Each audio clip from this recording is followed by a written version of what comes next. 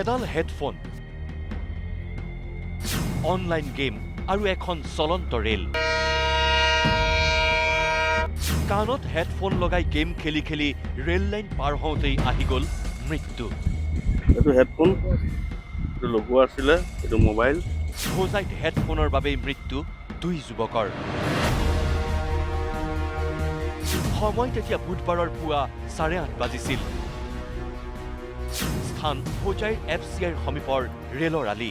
কৰ্মক্ষেত্ৰলৈ বুলি এইটো ৰেল আলিৰেই আগবাঢ়িছিল আফতাব আলী আৰু শ্বৰিফুদ্দিন নামৰ দুজন যুৱক।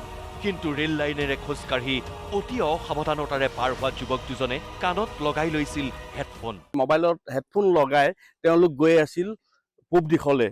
এই পিছফালৰ পৰা অহা দ্ৰুতবেগী ৰেলে আচলতে মহতিয়াই থৈ গ'ল দুই যুৱকক। চকু কাণ ব্যস্ত আছিল অনলাইন গেমত, যাৰ বাবে উজনিমুৱা তীব্ৰবেগী ভিষ্টাডম ৰেলে মুহূৰ্ততেই মহতিয়াই লৈ যায় আফতাব আৰু শ্বৰিফুদ্দিনক। প্ৰত্যক্ষদৰ্শীয়েও দিলে ভয়ংকৰ ঘটনাৰ শিহৰণকাৰী বৰ্ণনা।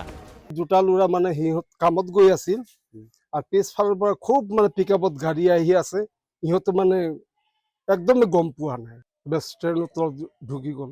আৰু ওচৰ পাজৰৰ মানুহে মানে হাত দি ইচাৰা কৰি আছে, তহঁতে নাম। সিহঁতে চাওঁতেই মানে আহি মাৰি গুচি গ'ল গাড়ী। অলৰেডি যেতিয়া মানে ডেড বডিটো পৰিছে, হেডফোনটো পৰি গৈছে, বুজিছে। হেডফোন লগোৱা আছিল আৰু কিছুমান মাইকী মানুহে কৈ আছে যে ট্ৰেইনে বুলি হৰ্ণত দিছে, কিন্তু ইমান দায়িত্বজ্ঞানহীনতা কিয়? কাণত হেডফোন লগাই অনলাইন গেমত মচগুল হৈ কিয় পাৰ হৈছিল ৰেলৰ আলি? হেডফোন আৰু অনলাইন গেমে মাতি অনা অকাল মৃত্যু দেখি হতচকিত হোজাইৰ প্ৰত্যক্ষদৰ্শী।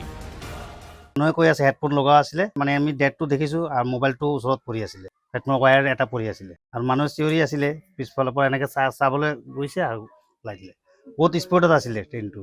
কামত যাই আছিল, কামত গৈ আছিল। ৰাতিপুৱা কামত যাই আছিল। দুজন একেলগে যাই আছে, একেলগে কাম কৰে। একেলগে কাম কৰে। শুনা পাই কেনে আহিছো, ঘৰৰ ওচৰৰ হয়, ইয়াৰ কাৰণে মই শুনা পাই কেনে আহিছো। মহালয়াৰ পুৱাই হোজাইত সংঘটিত হোৱা এই কৰুণ ঘটনাই শোকস্তব্ধ কৰিছে ভূঞাপট্টিৰ জনতাক। কিন্তু সকলোৰে এটাই প্ৰশ্ন, জীৱনক লৈ ইমান ল'ৰা ধেমালি কিয়?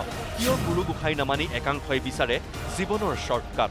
এডাল হেডফোন আৰু অনলাইন গেম যে কাৰোবাৰ মৃত্যুৰ কাৰণ হ'ব পাৰে, তাকেই ভাবি ভাবি বুকু কঁপি উঠিছে সচেতন অভিভাৱকৰ। যে হেডফোন লগাই যাতে কোনো মানুহে ৰেলালি ক্ৰছ নকৰে আৰু ৰেলালিত হেডফোন লগাই কেতিয়াবাও মানে অহা যোৱা নকৰে, আৰু বিশেষকৈ গাড়ী ইত্যাদি চলোৱাত হেডফোন যাতে ব্যৱহাৰ নকৰে, এইটো মোৰ বিনম্ৰ অনুৰোধ থাকিল গোটেই অসমবাসী ৰাইজৰ প্ৰতি, এজন সচেতন নাগৰিক হিচাপে। ভৱিষ্যতে যাতে এনেকুৱা ঘটনা আৰু তাৰ পুনৰাবৃত্তি নহয়, গতিকে সচেতন ৰাইজে চবে বস্তুটো ধ্যান ৰাখিব।